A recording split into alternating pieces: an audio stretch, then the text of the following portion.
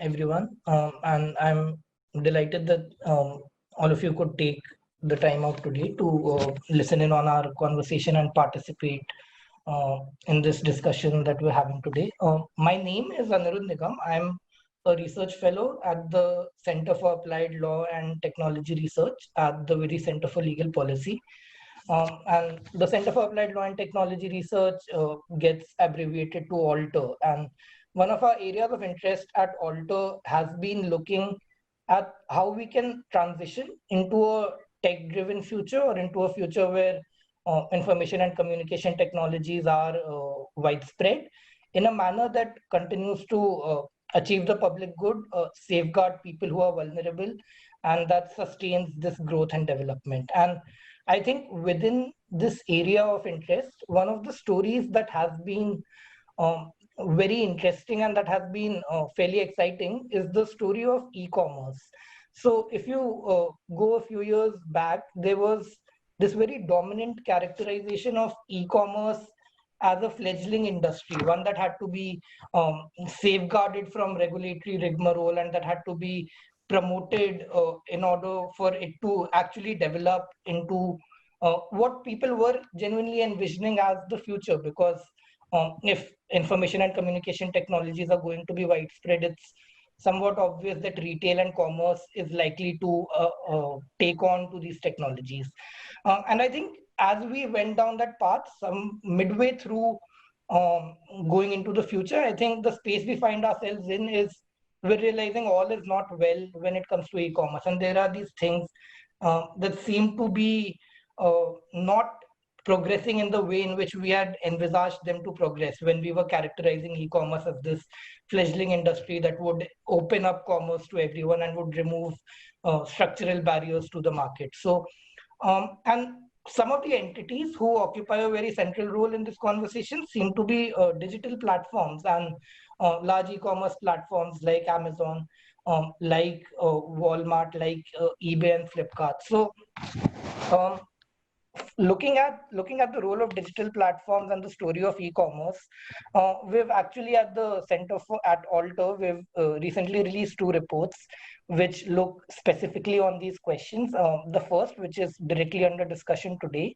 is this report, which is a survey-based study of how e-commerce is shaping businesses and business practices in India, specifically how digital platforms are affecting those business practices. The second study is a somewhat more theoretical work that's looking at how we can start ascribing legal responsibility to digital platforms. So to discuss this space of e-commerce, where we find ourselves, what role platforms play, and how other stakeholders interact with the system, we have a very exciting panel with us today. So we have Zai Vipra with us, who is a senior resident fellow at the Vidhi Center for Legal Policy, and she's trained in economics and public policy and works specifically on issues related to platform governance and digital platforms. We have Prabir Purkayastha, who's an editor at Newsclick and who writes frequently on issues related to technology and digital economy in India. And there are some very good pieces on Newsclick that you can find just by Googling his name.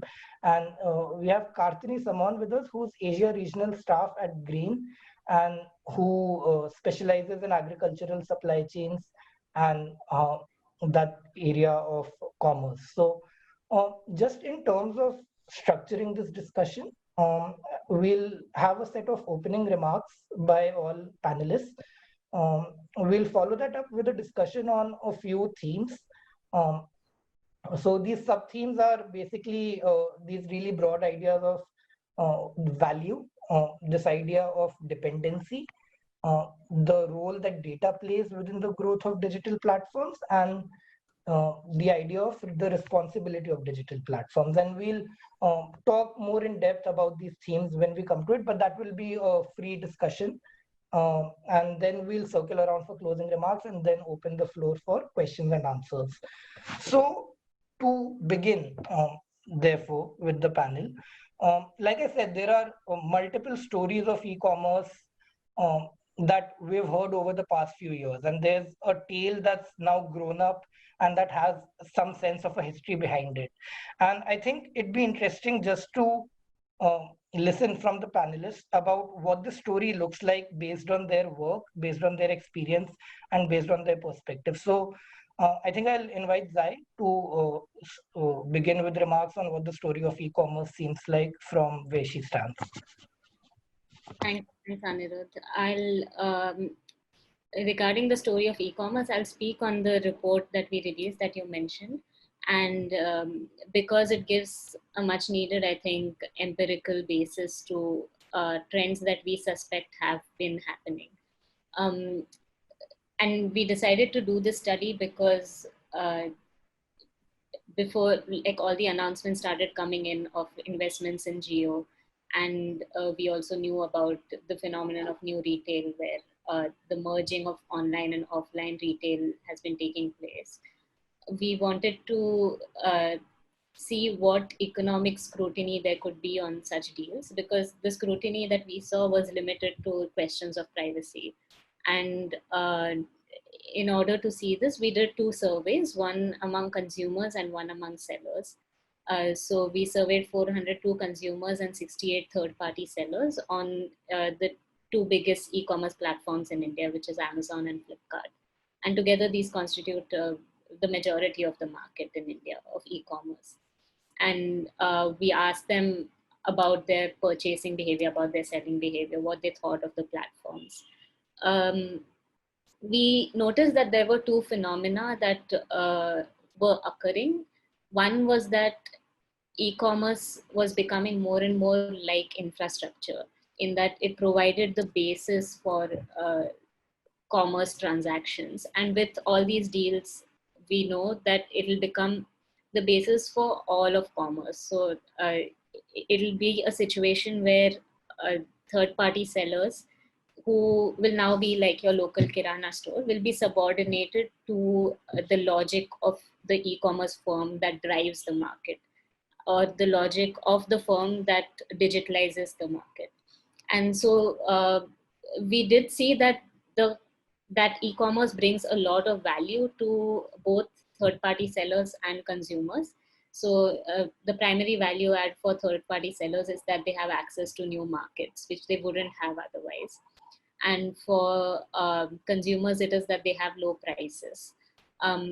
We have a discussion in the paper about whether these value adds are likely to sustain after e-commerce grows to much higher scales, because as we know, it's only 1.6% of the entire retail market in the country as of now. Then we also figured that e-commerce not just adds value, but also creates dependence among platform participants. So for instance, on average, third-party sellers depend on these platforms on Amazon for 50% of their revenue, and on Flipkart for about 40% of their revenue. But the most striking figure was that more than 90% of the third-party sellers had made significant changes to their business practices in order to sell on platforms. So these include like HR practices, finance, marketing, all of these. So this means that if the platform were to shut down, these businesses, in order to continue doing business, would have to again change their business practices. So this is why we are calling e-commerce infrastructure, because it's determining how you do business. So within this first tendency, we recommend that if you allow currently concentrated markets in e-commerce to continue, it may preserve the value adds for consumers and third-party sellers, but you cannot allow this to continue for the fusion of online and offline retail, because that's a whole different story. That's monopolizing all of commerce, all of retail commerce in India. Then we recommend that it's better if you do some competition action, and you make sure that the market that digitalizes these shops or small businesses that aren't yet digitalized is a competitive one, and is not necessarily led by a handful of big tech companies. And we also recommend that if something is infrastructure, there is a case for making it publicly owned and publicly controlled. So we recommend that this option should also be considered.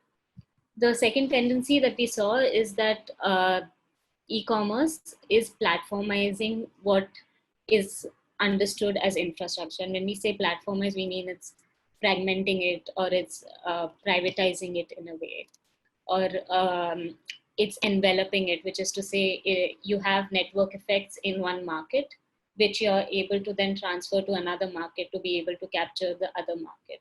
So we've seen that e-commerce platformizes the marketplace itself. Throughout history, you've had privately owned marketplaces, but you haven't had this level of control over the marketplace where you could determine search rankings, where you could determine through nudging what someone buys, right? And we also found that most people search on e-commerce websites first. They don't search on search engines anymore when they're looking to buy products. And also one other dimension of platformizing the marketplace is that e-commerce websites sell their own products on their own platforms where other sellers are selling their own products. So they're competing with these other sellers. And it's common knowledge that they're doing it by using the data generated by these other sellers. The other sector that e-commerce is platformizing is that of logistics, because e-commerce firms provide bundled service, so sales and shipping together, and they provide it to both ends of the market. They provide it to sellers also and to consumers also. We found that most sellers and consumers prefer this bundling, and therefore it's no surprise that about 20 to 25% of the logistics, e-commerce logistics market is controlled by the e-commerce firm's own entities.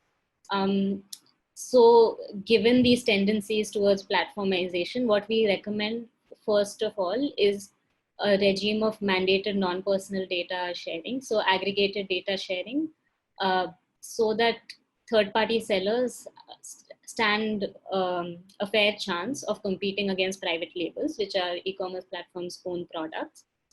Then we recommend that if that is not done, the separation of intermediation and sales. So if you're a platform, you should be a platform, and if you're selling products, that is what you should do as a multi-brand retail platform. This separation, although it exists for entities that receive FDI, which is foreign direct investment in India, this separation should also be extended to entities that don't receive FDI and entities above a certain size. And then we recommend that although algorithmic regulation might be premature because third-party sellers did not really have a problem with their search rankings as such, we do recommend that there should be transparency because the first instance of search is on the platform. And we also say that logistics lending rules, which make it very easy for someone to borrow money if they're building logistics, should be relooked at, given that e-commerce firms are also participating in this market in a big way. This is what we found. So these are the trends that we know from the report. And I mean, I'd really love to hear what the panelists think about it. So back to you, Aniruddh. Yeah, I think that has a number of very interesting threads that I think we will keep picking up throughout the discussion. But I think immediately in terms of when you see the e-commerce market in India today, where most people are first searching on e-commerce websites as opposed to searching elsewhere, where 90% of businesses are changing their business practices in response to e-commerce platforms. I think that raises this question of how you locate this state of the industry in a more historical sense of how e-commerce has operated in India. And I think, Prabir, if we could get your views on how you see this phase of the e-commerce story in India and how you've seen the evolution up till here, or just how you locate it within a larger narrative. I think that might help move forward from what Zai brought up. I think that the report that you have produced, Zai and others, is actually very important because it sets out at the outset of the Indian e-commerce story, so to say, what are the issues that we are likely to see. And now we have the US Congress report as well, in which, as you know, among the four, Amazon is one of the parties which has been indicted virtually by the report for having a lot of the problems which Zai and the Vidhi Legal's report anticipates. In fact, all the ills of the system really came out very sharply in the hearings. It has been coming out in reports in the newspapers earlier, and now we have the Congressional Committee's report itself, of course prepared by the staff, which identifies the following things, and I think they need to be spelt out, that in a few years, what Amazon was paying or paying to itself for selling other people's goods was about 19%. Now it has gone to 30%. And if you take also the extra fees they take, it's about 35% of the value of the merchandise they sell. Now that's a huge commission that is being earned from the sellers. And therefore, Amazon, in fact, is operating like a predatory monopoly on these sellers who are relatively, a lot of them small sellers. And I think the report that Vidhi Legal has produced shows that they're relatively small sellers. A large number of them at least are. And therefore, they really have absolutely no bargaining power vis-a-vis Amazon. The second part of it is, of course, the lack of privacy. All the data that the sellers, the third-party sellers have, is available to Amazon. And in spite of the fact that they give assurances that this will not happen, they do take this data for their own products. And therefore, they're competing essentially with themselves. And if you see the growth of the products, you will see that Amazon's growth, Amazon was always dominant in books, but in all other sectors, Amazon's products are now beginning to become major players in each of these segments that we are talking about. So that's a second concern which also this report flags. So I think that all these are very welcome issues. And as we see the advanced market like the United States, where maybe 30 to 40%, if not 50% of sales are really taking place through online these days. Now, if we come to the last part, which is what happens if I have a problem? If I have a problem with Amazon, who do I go to? And the issue again is not only are the rules completely arbitrary, but they're also completely opaque. And there is no dispute settlement mechanism in place, which is either transparent or relatively autonomous of the body itself. So essentially, you are playing in somebody's courtyard. He owns the courtyard. He makes up the rules of the game. And if he wins, well, you can't protest against it because he's the umpire as well. So this is, in a nutshell, what the Amazon's selling place is. And for small parties, they have very little redress. Even for big players, there isn't much of a redress that exists because they either go off the platform, in which case their sales do fall drastically. And again, the Congressional Committee's report spells it out in a lot of detail. India has at the moment, some initial advantages. Because this has really been a relatively new entrant, not fledgling, because it came with fairly big financial muscle right at the outset. But there are 3 players at the moment in the field, unlike a lot of other markets, where Amazon is virtually the only player. We have Flipkart, which is teamed up with Walmart, so it has financial muscle behind it. And we also have Mr. Ambani, and Reliance is also a player in this market and wants to be also a retail player. So we have at least a degree of competition at the moment. We'll have to see how long this competition will last. The second part of the protection is what Zai has already referred to, that if we look at the fact that you cannot compete with your own product in the Indian market as yet. Now, this will not operate, for instance, for Reliance, which is not built on FDI, it's not a foreign player in that sense. So that is the second, that's the third point that we have to take into consideration. Yes, we have a certain degree of protection. We have a certain amount of competition. How long is it going to last? And it can be very easily managed by 3 players talking together and then deciding, okay, we don't compete with each other. We just exploit both the consumer and the seller, so that sort of keeps our margins high. So this is the third part. How do you really protect the consumer in this case, as well as a small seller? And I'm not getting into the issue of e-commerce itself taking over the mom and shop space, that being gradually shut down, and COVID-19 has accelerated that process greatly. I'm going to leave those issues out. I will say that the last part that has been now brought out much more clearly is that if we have monopolies, we need regulation. Without either you break up the monopolies or regulate them or do both. And learning from what other markets have seen, I think it's time that we start thinking about this right now, and at least as a minimum, start insisting on transparency and rules of the game, which is set up externally by the state, so that at least we start with a relatively better system than letting them acquire muscle and monopoly, squeeze the seller and the consumer, and then talk about the rules of the game, which is what seems to be happening in most markets. I think I'll end here. Congratulations again for doing an excellent piece of work and also bringing out the issues in your recommendations.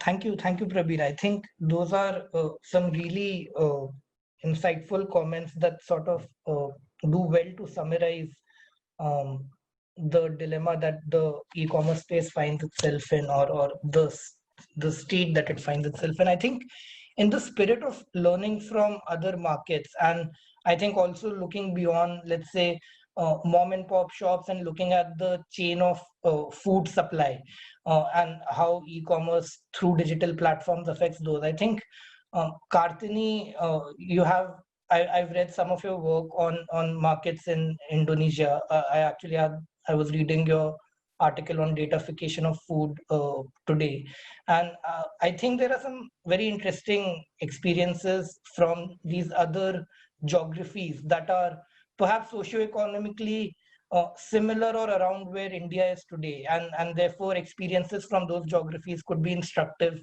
in furthering this discussion. So any inputs that you have along those lines would actually really help move this forward. Thank you for having me. So as Aniruddh has introduced in the beginning, Kartini Samon. I'm based in Jakarta, Indonesia, actually. And I worked with the small international NGOs called GRAIN, that we work with farmers movements, but also small traders to try advancing what we see as a community and biodiversity-based agriculture. So in that context, in the last few years, we start looking and work very closely with informal traders and small farmers, and looking how food distributions has been doing. So interestingly, before going to e-commerce, we need to see how global food sales happening at the moment, because the fact that 50% of the global food sales are now being distributed through supermarkets and hypermarkets around the world. So in that context, only 30 supermarkets is already controlling 1/3 of the global food sales. So there's already quite a concentrated food retail, actually, in that context. And Asia, in this sense, has the fastest growing retail food sector in the world, where countries like China, India, and Indonesia are some of the biggest contributors on that. The fact that the Asia grocery market is the largest in the world at the moment, and the fact that there's still very small part of it are being taken over by the e-commerce. And interestingly, between 60 to 80% of these distributions of these consumers are still gaining their food and fresh food supplies from traditional market and from small shops. So for supermarket, despite they've grown so fast, there's still a huge market that they want to tap into. Same with e-commerce, because I mean, among all other stuff that's being sold inside the e-commerce right now, groceries or daily needs of household are on the top priorities, and food is really big percentage of that. So this also, the way e-commerce have grown, they also realized that there's a need to combine their business with the existing conventional supermarket, because the fact that you know, people still go to, a lot of people in Asia on average and even around the world, still like 50% goes directly to buy their goods to the stores. And for e-commerce, they really need to tap into, they feel like they want to tap into this huge market that's still untouched. And that creates what Jai has already mentioned, what we call the new retail. And the new retail is something that was a term that was coined by Alibaba founder Jack Ma to describe all this merger between the online and offline retail stores. And interestingly, over the last 5 years, we've seen some of the biggest merger of this online and offline retail merger. Because, like, for example, we see in the beginning, Alibaba, they've invest almost 12 billion US dollar only to set up their own supermarket, their own brick and store, like a physical market. So they also invest a lot of money in setting up their own supermarket chain. And then one of the biggest offline merger was when Amazon buy Whole Foods back in 2017. And overnight, Amazon becomes the biggest organic food retailers in the US. That's something that's really shocking for a lot of people, because now they go into food business. And what interestingly, and since like many people wasn't aware at the time, is like 1 month after acquiring the Whole Food market, actually the Indian government approved Amazon proposals for 500 million investment of retailing in food products in India. And they also aim to set up their own warehouse chain. And now that might complicate it with the new recently passed laws in India around the market. So Amazon acquisitions of the Whole Food actually sparks like a competition, because the conventional, the biggest supermarket chain, Walmart, felt threatened at this stage.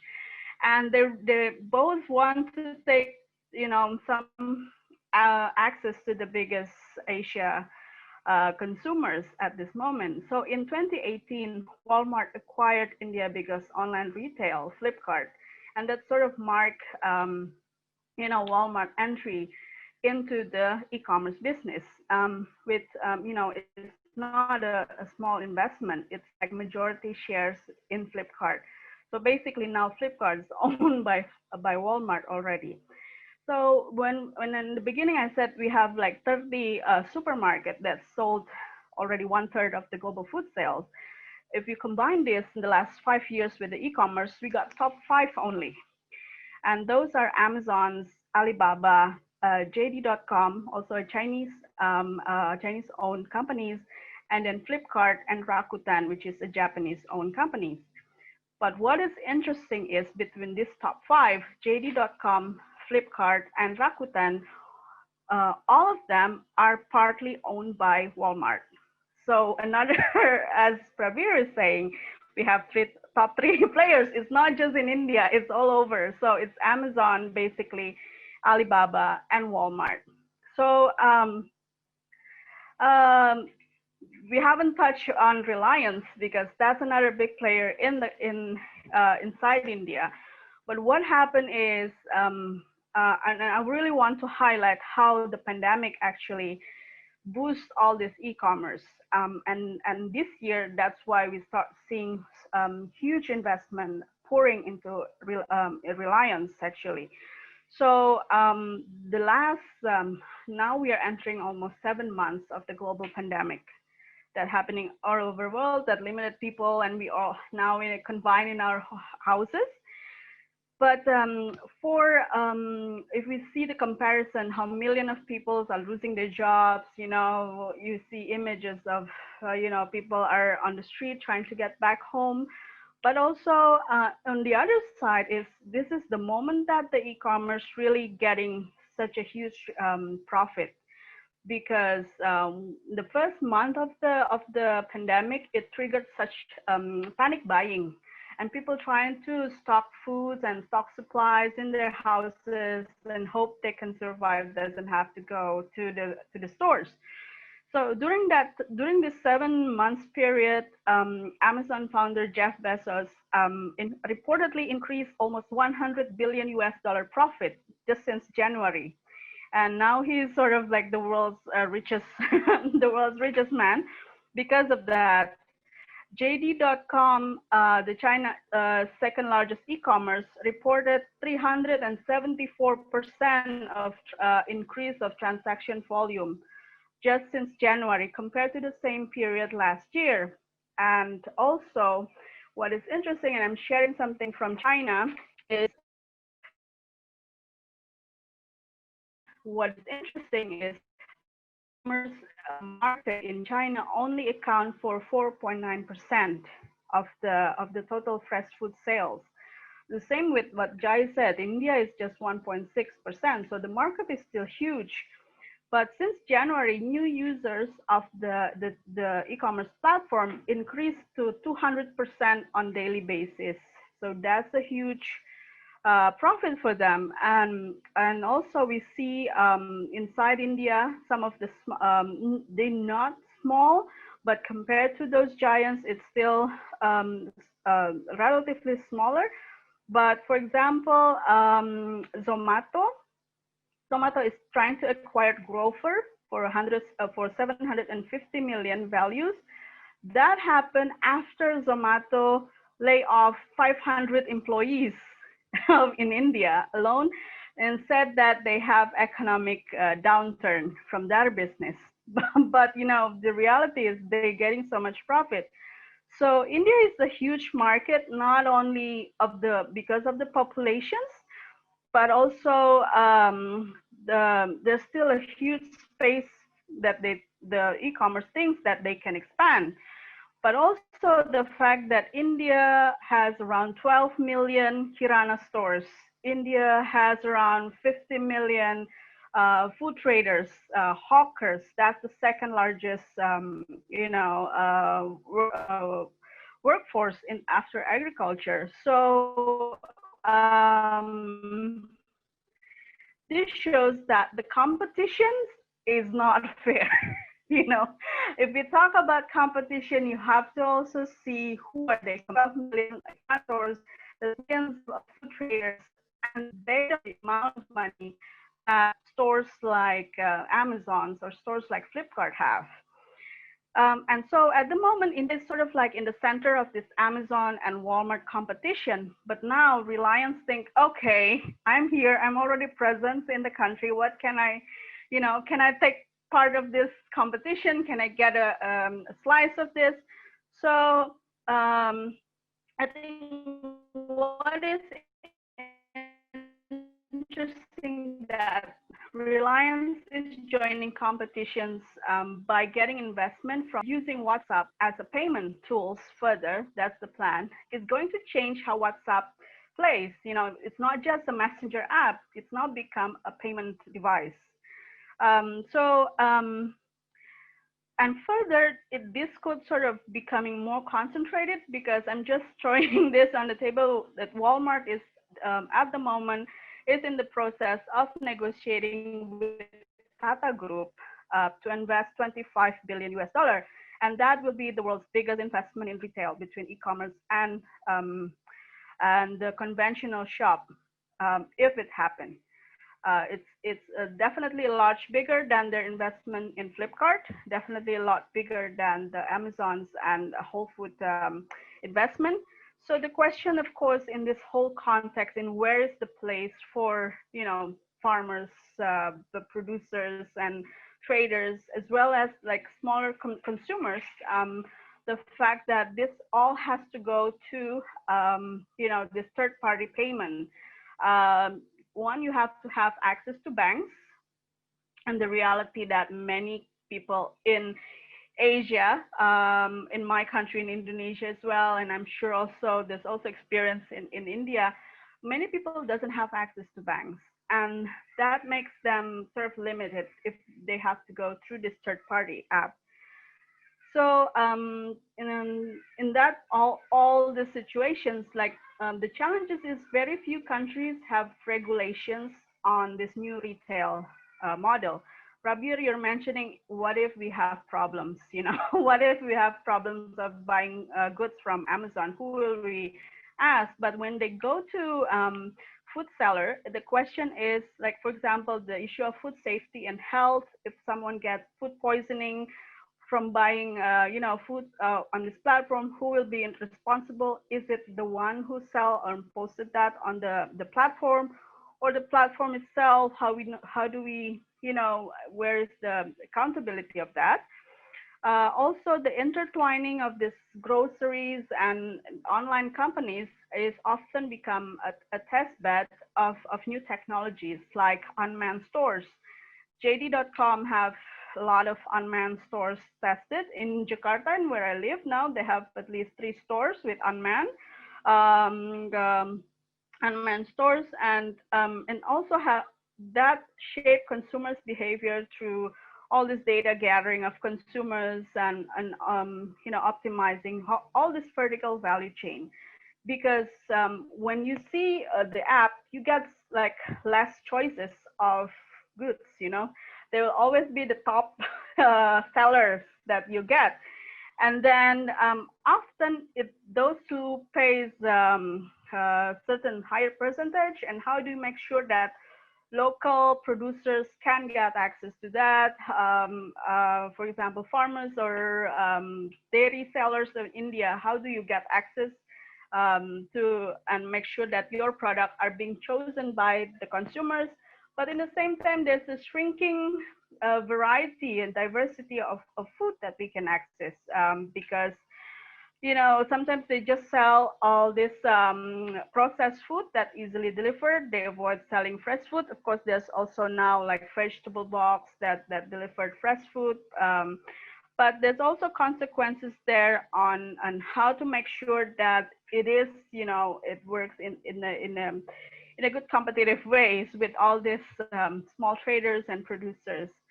And I said that the e-commerce combined with big agriculture and food industry could very much shape all these food choices that and eating behavior basically. So the online-offline merger without strong regulation could easily lead to market monopoly, as we see now, from 30 to 3. That's in just 5 years. That's a huge change.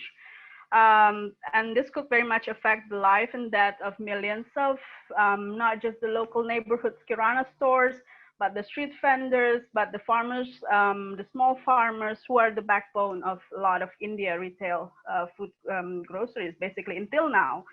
So on the other side, not just in India, but also in countries like Indonesia and countries even a lot more advanced like Hong Kong and Japan, there's a growing crackdown to traditional market and street vendors in many places. So the regulation is very imbalanced.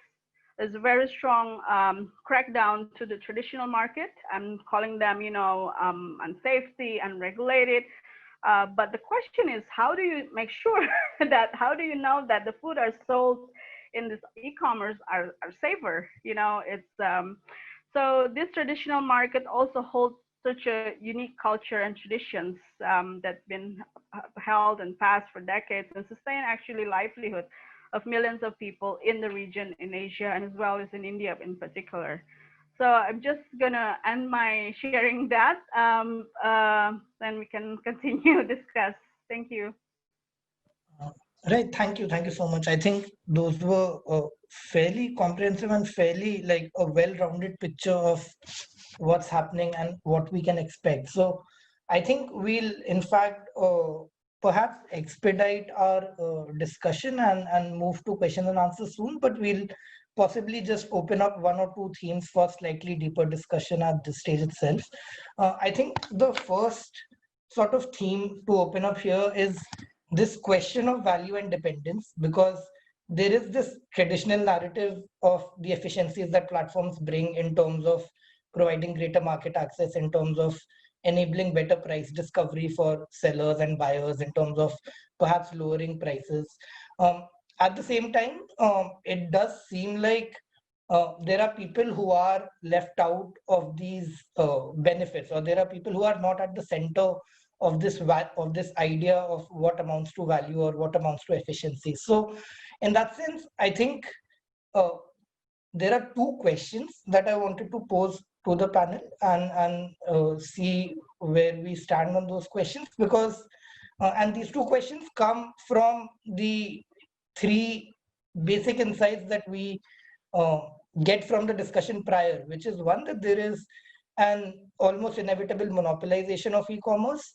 Second, that it's somewhat inevitable, and it's been accelerated by the pandemic, that e-commerce by itself is going to become a larger part of the market.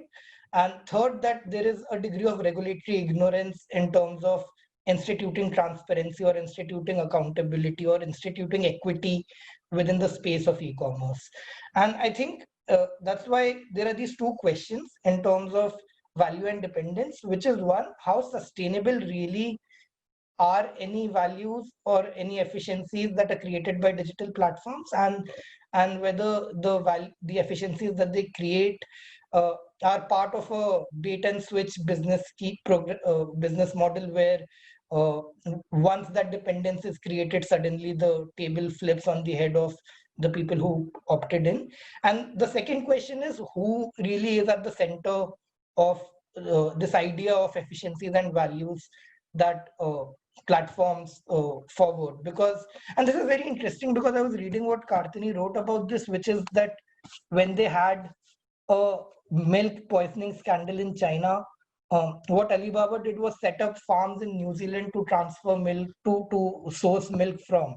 And therefore there were efficiencies in terms of milk that met higher food safety standards being provided to the consumers, but local traders and producers were entirely left out of that movement. So I think that's the instance from which I'm thinking we can move this discussion ahead on these ideas of whether there are sustainable values created in light of the dependencies that are generated, and who really is at the center of this idea of value when it comes to e-commerce. Should I quickly say? I think one on sustainability is that at least on price, I do think it might be sustainable in the medium term actually to have low prices or lower prices than offline markets, because you're able to take, like Prabir said, a lot of commission from sellers to actually keep that going, even if you're not depending on venture capital anymore. From what we saw, most sellers in India don't, like from our survey at any rate, have no issues with the amount of commission they're paying, although we didn't ask them like how much it was. So as of now, the market is still in its preliminary stages. It hasn't covered that much ground that it is able to charge those many commissions and then subsidize prices for the consumer. On efficiency, I won't focus on who it leaves out as such. I'll let the other panelists take that up. But I would like to say that the report does show that e-commerce is efficient, and as in it adds efficiencies to transactions, and which is why it needs regulation, right? Like, which is why it will take over the whole market. If it weren't adding any value, it wouldn't do that. So I think we do need to recognize that it in fact does add value. And that's doubly so a reason to regulate it.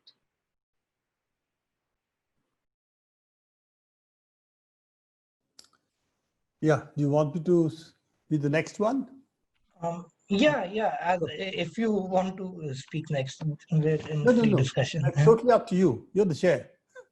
Please go for it. Okay. So the efficiency argument is a complicated one, because it's not simply the efficiency of the transaction. It's the quote unquote efficiency of society. So if, for instance, you throw 30 million people out of subsistence, okay, close shops, employees go, what is the quote unquote efficiency of society in that? It's a question we need to answer. And that's one of the reasons we have protected retail, except that with what we have done with both Flipkart, Walmart, and Amazon, we effectively have a fig leaf of protecting retail, but we're not really protecting retail. We have allowed big players to now come in, and that's a fait accompli as it stands. So I think efficiency argument has to be taken, not just simply in the efficiency of transaction, but the efficiency of society as such. And there, also the question that Kartini has raised, what happens to all the producers and where do they actually sell if you destroy essentially markets, retail chains, and make it largely dominated, at least by e-commerce. So I think those are questions which are unanswered at the moment. So I'm going to leave that out because I think that's a much larger set of issues we have to address over there. And taking into account that if it has come into existence, it is going to take over more and more a part of our retail. And how do we, in that scenario, what can we do, at least to protect other sellers, protect the consumer, at least what are the, under such conditions, what do we do? I only want to add one last point that Kartini had talked about Alibaba. By the way, Alibaba has major investments in Indian retail too. For instance, Big Basket is a big player. Alibaba has a major investment in Big Basket, and I'm sure there are other players also in which they have made investments, which we need to also consolidate. But we already have 3 major players as well. So Alibaba may not find that much of a place in India as it is found, for instance, Southeast Asia or East Asia. I think I'll rest with that. Just a quick comment on yeah, what the question is. I think for the e-commerce and for others, I think, of course, the questions of value for them, they see it very clearly, you know, for the business industry, because one, it creates a vertical value chain across the, from producers to distributions to consumers that they can predict, you know, because all this using data and algorithms, they could predict a consumer's behavior, but not just predict, they shape it basically using all this nudging. And so for business industry, it's easier if you can predict, you know, what people want to buy. So it will only appear like top 5 of things on your phone, and you just unconsciously choose that, you know. So it is creating a very concentrated, and I'm talking on food and ag perspective, it's a very concentrated chain basically.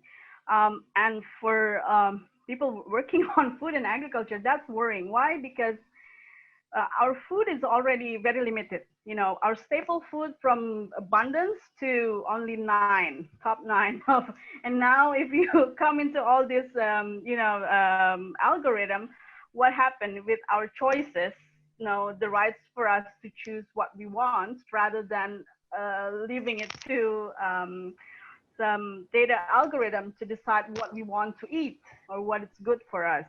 And also, the questions of price, that's very interesting because I think right now also price hasn't worked very well. Not just, you know, at one point, yes, the consumers might get a cheaper price, but the producer, which is huge number of people, are also consumers.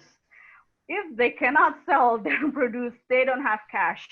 That's sort of like the other side. And I think I'm talking in a more skeptic perspective on how we need to be very cautious and looking in this whole digital and e-commerce, not just because it's in terms of I totally agree with what Prabir is saying, the efficiency of society. What is efficiency if we cannot even make our own choices of what we want? We're leaving it to the algorithm of the companies or the companies who tell us what we want. And then, you know, it's just the question of how much of this e-commerce can absorb the workers that are being left out. My question is because, like, you're mentioning about the milk. India is huge milk producers, and consumers in the same time. And until now, it still very much rely on the million of the backyard dairy farmers of India. You don't have a huge amount of import. I would say you almost, able to fulfill the need of dairy consumption in India really from your own productions. And what happened if, for example, these companies without any clear regulation can decide, no, we want to just buy, packet milk from companies in New Zealand or companies in Australia to sell in India. And so the question of how much this platform can absorb local productions in that context, and even in all contexts, how much it can ensure that local productions can be sold in this platform, and also yes, the fact that how do you measure if there's no clear? I think the regulation is deliberately left as it is now, unregulated, very much, even often tax-free. So that's also another benefit that actually e-commerce get, because they can sell tax-free goods. And yeah, I think there's a lot of points that we need to be cautiously look into this whole e-commerce, because it sort of plays in quite a different rules until now with the conventional market. And even if you look on the free trade agreements, they have a different chapter that regulates that. And a lot of e-commerce companies are lobbying governments, particularly to not allowing this data localizations in the country, meaning the data can be stored anywhere in the world as the company wants, and the countries where it operates don't have rights to ask or to see the data. So the companies can access the data from everywhere and decide what they want to use. And I said it creates a very strong vertical value chain among the industry. Right. I think that's a substantive conversation in terms of figuring out why we need to reconceptualize how we think of efficiency and why.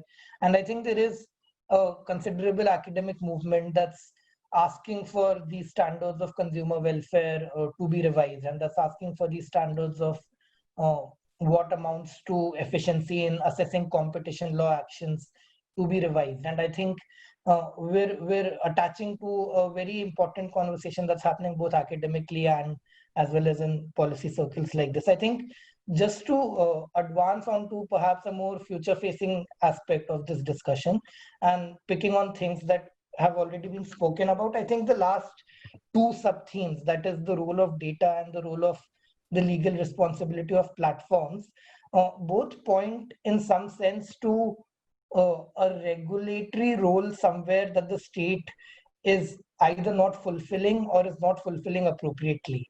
And in that sense, there are just two questions that again I thought I could put to the panel, and we could see where we stand on those questions. I think the first is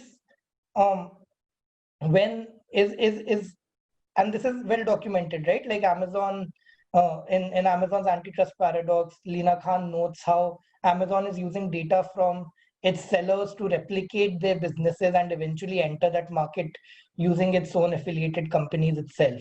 So the data that, and Kartini also pointed out to how like the data that these platforms have can be used to in fact nudge and shape user behaviors in certain ways. So it's not just giving Amazon a competitive edge in the market, it's also letting them orient how the market functions as such. So in that context, the recommendation to mandate sharing of non-personal data and the idea that the data that's enclosed by these platforms can be put to much better public use if it's brought out from that enclosure. That's one of the questions that I thought we could interrogate a little in terms of whether that is going towards the solution or whether that is something that might benefit the broader scenario? And the second question is specifically about this narrative that we've throughout this discussion also talked about, which is that the role that they're occupying seems much closer to that of a public entity and or a public utility in some sense, in that if I want to reach the market, I have to do it through the platform. So if that premise were to take place, that is, we were to start thinking of them as public utilities, what sort of changes or what sort of regulatory action do you envisage that would change how these platforms function? So those are my two questions in terms of future facing regulatory questions. One, is mandated sharing of non-personal data something that goes towards a solution? And second, what changes when we start treating them as public utilities? Okay, So, but Zai, yeah, very quickly, because I don't on mandated sharing on non-personal data, I think it's necessary, but there needs to be a strong personal data protection regime in place before we do that. And sorry, what was your second one? On public utilities. So I think, yes, what changes when we do that is that the utility ends up being accountable, and then I think we can get sort of the double benefits of having a certain efficiency through monopolization, but not having that monopoly be completely unaccountable to the people. So that's all. right, Prabir, Kartini, if you have anything to add on that? You know, as far as data is concerned, you are not talking of only consumer data. You are also talking about Amazon and companies like that accessing the small players' data, then using it against them. So how do you protect that? That is the issue, because what they're doing is looking at the behavior of people buying and goods which are the sellers. That behavior is what we're trying to capture, and then see how we can position an Amazon in-house product, for example, much better against those products. How can you then depress them, and so on. So the whole bunch of things that open out. And they're really what I would call completely unfair practices, because you're selling, but also you're competing against them. So that's a completely uneven playing ground. So my argument would be that we have to restrict Amazon, that if you are going to be a player in selling goods, of your own manufactured goods, for instance, then you can't sell in your platform. So you have to separate these two businesses completely. So that is one regulatory approach one can take. Other is when it comes to disputes, what are the margins, and what Zai was talking about, that monopolies have to be regulated so that they don't rook people, both the sellers and the buyers. They are monopoly on both sides. They're a double-sided monopoly. So you can rook both. So how do you prevent them from happening? And again, the answer has always been anything which is utility, the public utility, needs to be regulated for public good. Otherwise, you don't have a choice. And if you don't have a choice, then of course you're subjected to monopoly price gouging. So these are very standard answers which already exist. The minute you say the word utility, and the fact that Zai's report talks about infrastructuralization and so on. It's a very big word. I can't pronounce it easily. But you guys create new nouns every day. So, so that all of this is a very simple issue, that once you've taken that leap of calling them a public utility, the rest of it then follows.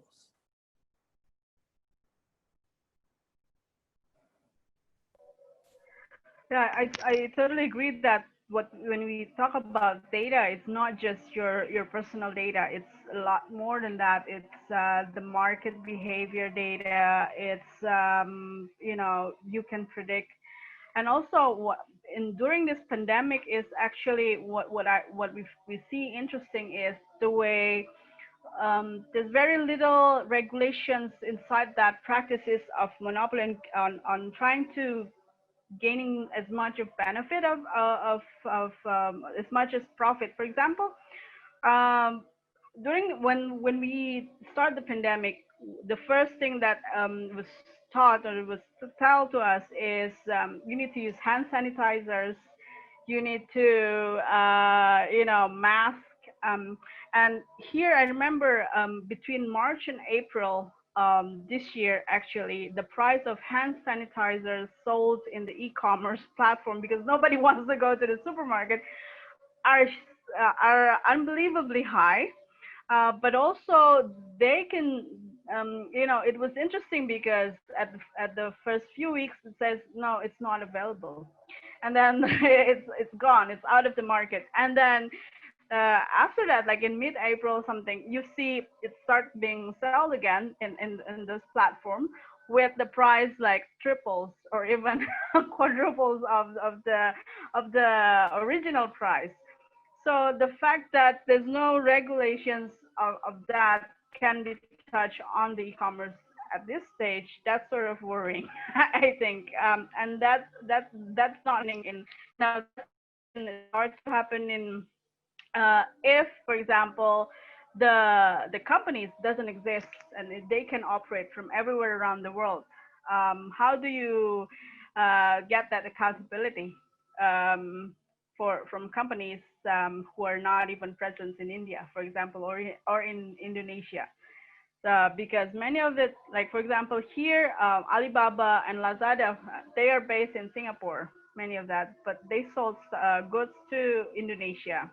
So the question is how the Indonesian government can regulate that. That's also another aspect that we often forget, because e-commerce can operate from anywhere in the world. And the question is under which laws that they operate. And I think there's sort of like a debate going on even in the World Trade Organizations at the moment, how to regulate this.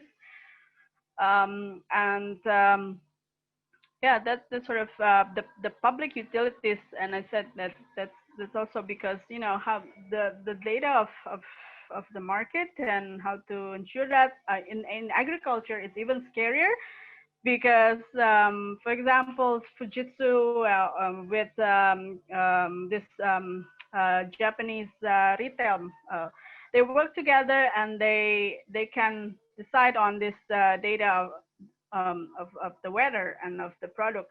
So they can predict maybe in the next few months we'll have a shortage of tomatoes. In the next few months we'll have a shortage of onions, and so they can store and they can play with that and instead on the use the information to increase the price or to influence the market behavior. So it's very hard to regulate at this moment with the situation. So I think we need, and I'm not an expert on regulations of this e-commerce. So I think there's a lot of open questions still, how we want to see it, and whether it's country by country. That's another thing. How to because they operate cross-border. How do you make sure that this monopoly, that's already now quite globally, can be manageable by the country. It is just some points to throw. Thank you. Right. Thanks a lot. I think that brings us to the end of the discussion within the panel in terms of these issues. So, and I think this has been very fruitful in terms of really concretizing or synthesizing these things that we've been hearing separately within within the fold of looking at regulating e-commerce. So I think this does help bring a lot of those issues together. I think we can move on to the question and answer session. And I think anyone who wants to ask a question can raise their hands on Zoom and we can allow questions therefore. One question that we've already received in typed form is that given the multiple markets under threat of monopolization by e-commerce, such as online retail, organized offline retail, and unorganized offline retail, how do you go about defining and quantifying the concept of a relevant market? I think this borrows a little from more technical, legal, competition law concepts of what is a relevant market, because it's within a relevant market that dominance is assessed. And given that we thankfully don't have a lawyer heavy panel. We may not get into the technical legal issues there, but I think the idea of what do we mean when we say the market of e-commerce is monopolized or the market of e-commerce is under threat, how do we go about refining that concept? I think that's one question that has come up. So if anyone on the panel would like to answer that. I feel like you should answer it based on the paper you did. I was thinking that you are the right person. And anyway, you are Vidhi legal. So you guys have to answer the legal questions, right? That's correct. I think how you go about defining relevant markets is tricky. I think courts in India have made a mistake earlier and then didn't make that mistake later. So in earlier judgment, the Competition Commission actually said that offline and online stores are not part of the same market and part of the same relevant market. And I think it's much later in a case with Flipkart that they recognize that online retail it has some particular features which distinguish it from selling the same good offline. So in that sense, I think the legal answers are not very forthcoming. But I think in terms of if there's anything else you want to add in terms of what is the space that we're looking at, I think that would help. But other than that, if there are any other questions, we'd be happy to have people raise their hands.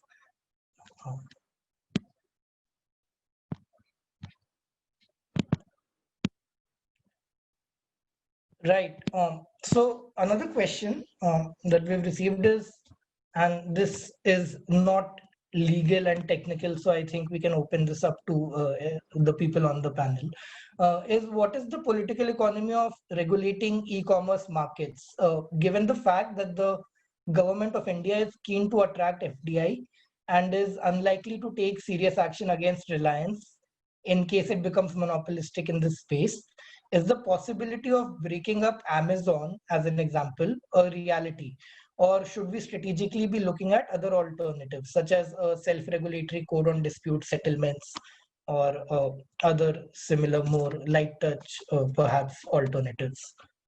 So yeah, that's one question. What is the political economy of regulating e-commerce markets, and how do you see political will and action in this area manifesting? You want to take the question, Zai? No, I think you should take a shot at it. Okay. I'll give a simple answer. You know, the government's will is not the issue here. It's actually the people's will. If there is movement, if there is an opinion built up, if people find that they're being excluded in different ways, I think we'll get a different response. Amazon is facing a different response today than what it faced, for instance, 5 years, 10 years back, when Walmart really did face a very direct challenge to its dominance. So things will change, and we should not take the current situation as a given. So when we talk about how to regulate monopolies, the issue is not the utilitarian one, what do we do today, but how do you look at the issues, how do you frame them, how do you build up an opinion? As a minimum, certainly certain regulatory steps, the Competition Commission, unfortunately, is the only one which in India can take steps on this direction, which is look at how to see that competition is fair. And that's its beat. Unfortunately, we don't have a monopoly commission right now. So monopoly is not a challenge we can make directly as a consumer. So I think these are the two issues. How do you ensure competition, fair competition between sellers, between the monopoly platform and the sellers, and the consumers and the monopoly platform? There's one set of issues. And the second is, of course, that how do you build up the opinion of what Zai has presented, that utilities, if these are public utilities, they need to be regulated as any public utility anywhere in the world is supposed to be regulated. Whether they are or not is a different issue. So I think we should take out the issue of what the immediate context is in order to build the larger framework. And then we can talk about how to actualize them, as long as there is political will to do so. And that political will, as I said, is finally the people's will. I think, Right. speaking of like current groups that have stakes in this, I think there are starting to be small traders associations and online sellers associations that are exerting political pressure. But like Prabir said, I also think that these demands should start featuring more prominently in farmers' movements, for instance. And that's how you make policy, by creating the ground for it. Right. So, Kartini, would you have something to add on the political economy of regulating e-commerce? Yes, I think the fact that like Walmart very much face a lot of you know oppositions in by groups, by traders over the years, because they see the direct impact to their lives. And yes, Amazon haven't got to that reactions like in Asia. We haven't seen that kind of, but what the fact that the way they build their network, actually a lot of reaction coming from the workers. And we also need to see how the way they continue to operate as it is, by really taking you really uses the workers, treating the workers in a very bad conditions in their warehouses. That's also one part of how we ensure this e-commerce also comes under the similar scrutiny as a lot of this already existing industries. The way they treated their workers, the way they monopolies and in different. So before, I think the most important is to look on the behavior of these companies itself before we kind of look in the points what we need to regulate, because there's a lot of aspects that need to regulate that's not been regulated at this moment in terms of different aspects, that it seems like e-commerce getting sort of get a free pass still getting a lot of free pass compared to other business sectors, including in the retail industry. Right. So I think if there are no more questions, that brings us to the end of our conversation today. I think this has been really fruitful. I think this has actually been also really interesting, because it's exciting to have non-lawyers talk about regulating platforms, because then you sort of see under the surface of the law in terms of what effects you're actually looking to regulate. And I think to that end, this has been quite productive and useful. I think I would like to thank all the panelists again for taking the time out and for being patient with this process. It's been great to have these views, and I think I've shared a link to the report that we were discussing in the chat, and please go through the report, let us know whatever feedback you have, and thank you every one of the attendees who turned up and took time out today, and thank you panelists again. I think we can close the discussion today.